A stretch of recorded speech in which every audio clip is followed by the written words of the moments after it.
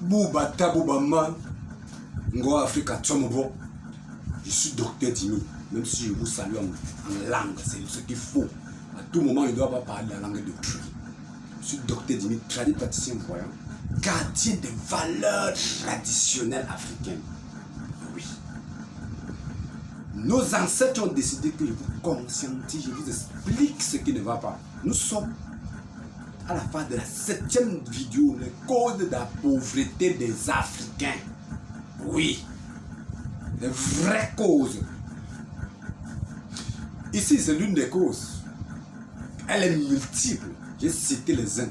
Ceux qui ne m'ont pas encore, qui viennent d'écouter cette vidéo, référez-vous. Ça, c'est la 7e vidéo que je suis en train de faire. Il y aura encore d'autres qui vont venir. Ici, la cause de la pauvreté des Africains, l'école. L'une des causes, c'est l'école. L'école.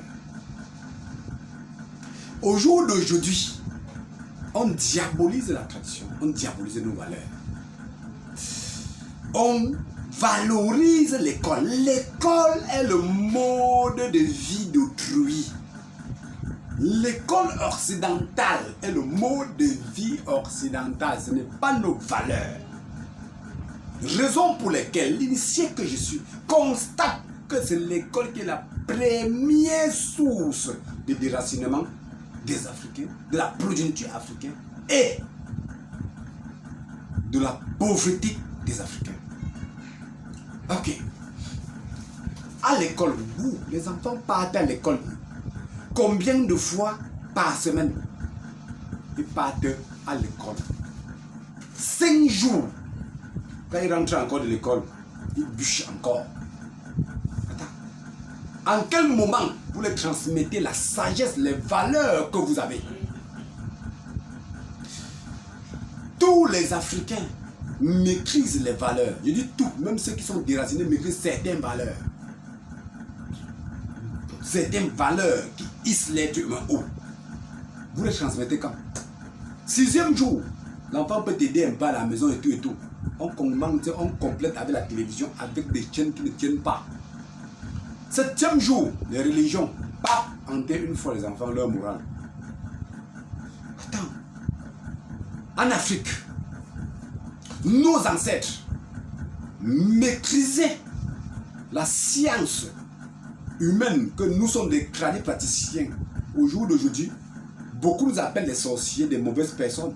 Alors que dans la médecine traditionnelle que nous faisons, il y a la science de guérison des maladies naturelles, compliquées. Mais au jour d'aujourd'hui, on enseigne aux enfants, quand vous les envoyez à l'école, que la médecine traditionnelle c'est une mauvaise médecine.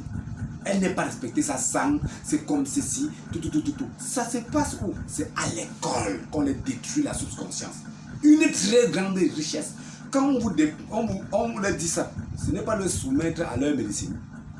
À tout moment maintenant, vous êtes dépendant. Alors que tous nos ancêtres maîtrisaient la médecine. Tout. Il y avait maintenant des spécialistes au milieu qui maîtrisaient plusieurs choses comme nous. Comme nos ancêtres qui étaient des initiés en médecine. Au jour d'aujourd'hui, est-ce que c'est donc ça? Vous devenez dépendant. Donc votre santé devient dépendante d'autrui. L'enseignement à l'école, on enseigne quoi? Que nos ancêtres sont des démons. Ils ne maîtrisaient rien, ils étaient des incapables. On les enseigne l'histoire des autres. Dans les livres que les enfants lisent, on les enseigne quoi? Toute l'histoire des autres. Comment les autres étaient forts, ils étaient puissants, ils étaient ceci, ils étaient... Tout ça là, c'est l'histoire des autres. Pour vos enfants, rien. Nous, seulement, il y a pris la partie de la médecine. Nous qui sommes là. Nos enfants vivaient combien d'années sur Terre avant de mourir? Nous vivons l'expérience de combien d'années?